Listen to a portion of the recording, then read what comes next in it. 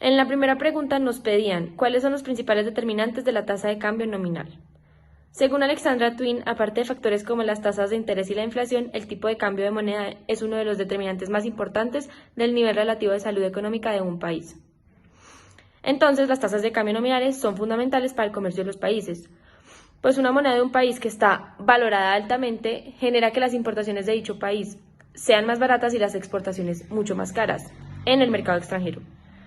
Las tasas de cambio nominal son expresadas como una comparación entre las monedas de dos países que tienen relaciones comerciales.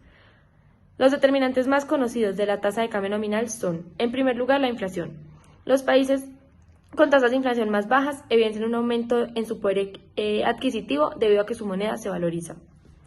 Las tasas de interés. Los bancos centrales de los países, al manipular las tasas de interés, también ejercen poder sobre la tasa de cambio y la inflación.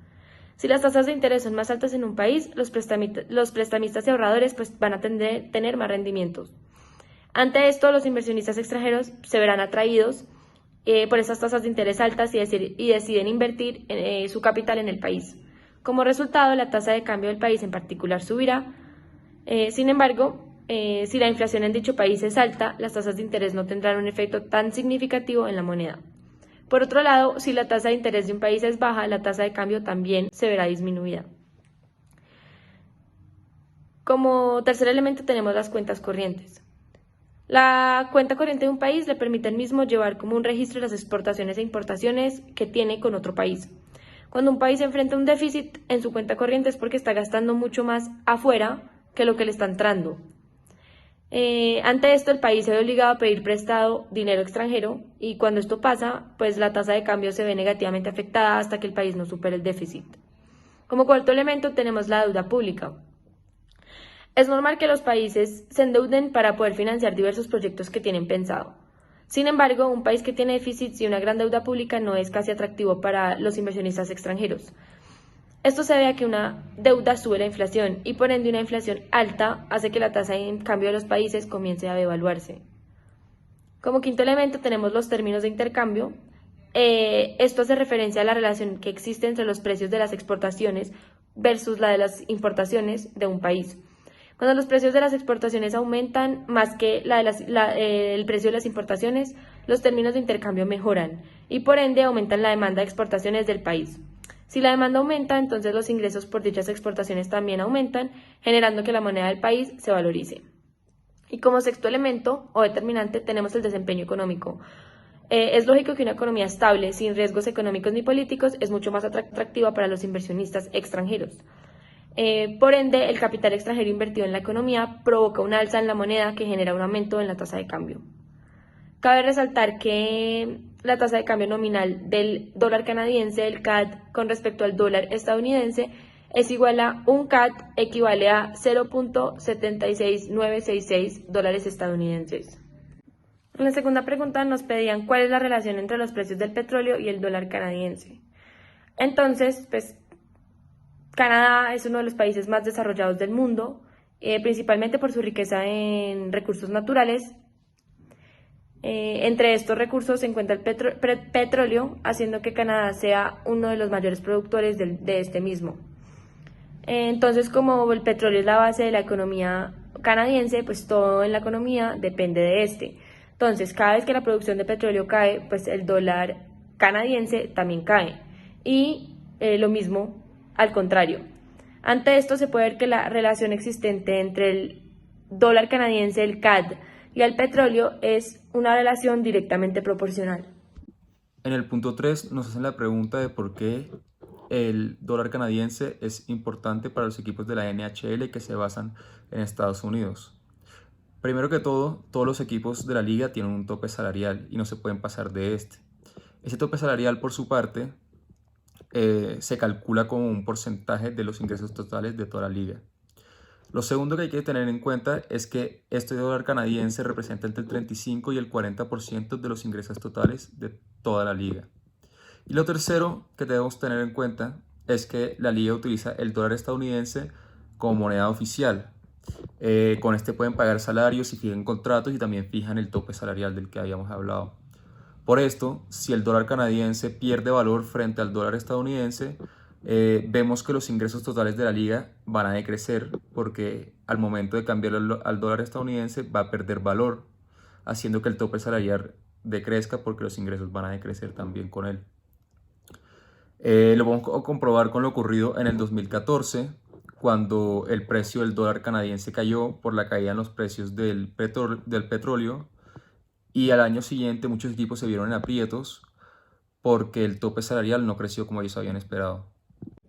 Bueno, en el punto 4 nos están preguntando cuál es el impacto esperado de los derechos de transmisión por televisión acordados entre Rogers y la National Hockey League en el momento de la firma del acuerdo. Entonces, el impacto esperado era que este acuerdo con la firma de Rogers generara un aumento en los ingresos de la liga.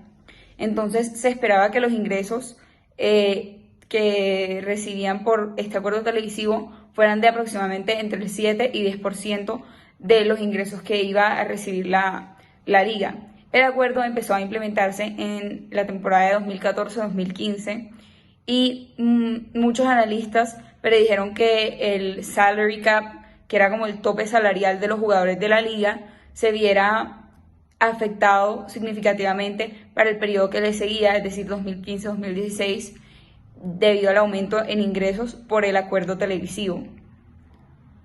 Y como podemos ver en la respuesta del taller, se adjunta una gráfica donde se demuestra la diferencia en el projected salary floor, que es como el esperado de tope salarial para los jugadores, y se demuestra que para los jugadores en el año 2015-2016 sin el acuerdo de jugadores, y se demuestra que para los jugadores en el año 2015-2016 sin el acuerdo con Rogers, el salary cap era inferior a lo que hubiera sido, a lo que fue con el salary cap con el impacto de Rogers.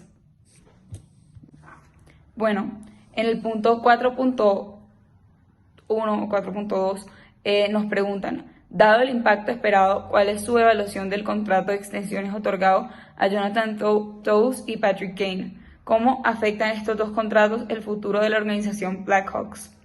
Entonces, al principio del caso, nos cuentan que para el periodo de 2015-2016, que antes de este periodo, Toews y Kane tenían un contrato de un salario de 6,5 millones anuales fijado cada uno.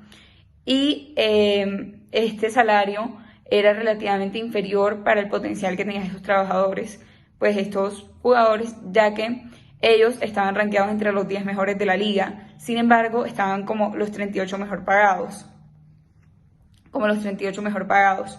Entonces, en este momento era bueno para Blackhawks porque pues tenían como un margen entre el salary cap y lo que le estaban pagando a ellos muy bueno. Sin embargo, para el periodo 2015-2016 se hizo un acuerdo con estos jugadores y se fijó en $8 millones más entre los dos. Y esto fue grave, ya que el salario de los dos combinados representaba el 2016. Se hizo un acuerdo con estos jugadores y se fijó en $8 millones más entre los dos.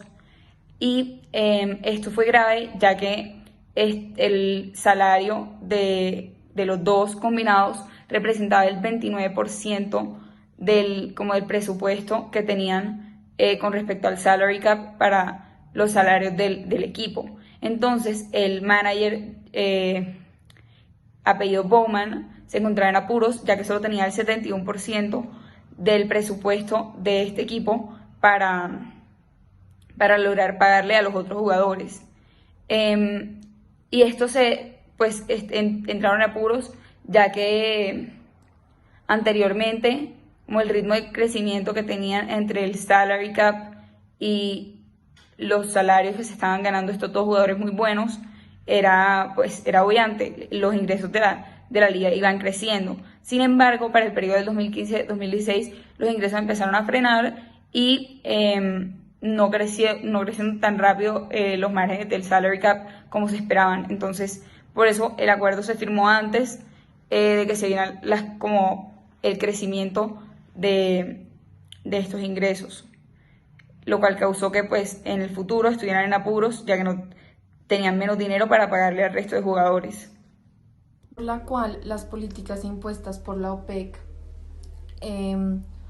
específicamente Saudi Arabia, afecta la competencia del Stanley Cup en el 2015 y 2016 es porque un año antes jugadores como Taus y Kane habían firmado sus últimos contratos. Sin embargo, en ese momento el precio del petróleo estaba a $102,939. Lo que pasó fue que hubo ciertas crisis económicas en países como China, Japón y Europa, lo que genera una disminución de la demanda. Ahí entra Estados Unidos para crear una competencia y esto hace que disminuya aún más el precio del petróleo. Como consecuencia, Saudi Arabia decide entrar con unos costos de producción muy bajos para hacerle competencia a Estados Unidos. El impacto que esto hace en Canadá es que la producción del petróleo es demasiado cara, lo que implica que para ellos haya una disminución en el PIB y también afectando su tasa de cambio con el dólar americano. Esto significa que los contratos que han firmado los jugadores en ese momento iban a estar a un precio mucho menor con la tasa de cambio entre los $2. Por lo tanto, los jugadores empezaron con una tasa de $0.93 americanos a una tasa de $0.79 americanos, lo cual afectó el contrato de ellos. El punto 6 pregunta si debió haber habido una diferente forma de negociar el contrato con Rogers y si había alguna forma de mitigar este riesgo cambiario. Este contrato le daba a la empresa los derechos de transmisión de la liga por 12 años y esta recibía 300 a 500 millones de dólares canadienses anualmente. Cuando en 2014 el dólar canadiense se evaluó frente al dólar estadounidense, la empresa vio que estos ingresos que recibía habían perdido valor. Para mitigar esto, lo primero que se puede haber hecho es pactar el contrato en dólares estadounidenses, que es una moneda más fuerte y tiende a variar menos. Y la segunda es, luego de haber pactado el contrato, ir a una empresa de seguros y hacer que ésta dé un seguro para respaldar el valor al cual se pactó el dólar canadiense. Entonces, si este dólar hubiera bajado de precio, la empresa aseguradora hubiera tenido que intervenir y pagar la diferencia con lo que se había pactado en el contrato.